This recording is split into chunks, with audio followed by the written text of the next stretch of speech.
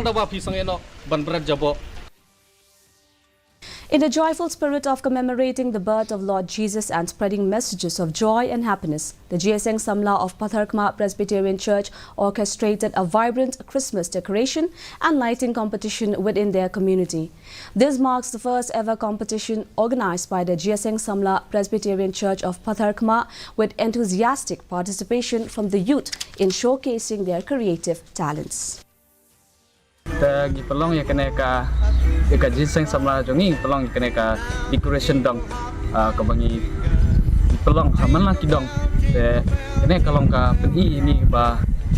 no ka jingwan long breu ka jong utra jongi jus kresya kena ka kena ka pertai te bat kham tamru kena ka jimpen krek jongi kamlong tang na ka peni sebar ngai ka bedon kam kalong ka jimpen krek ya kidonot jongi.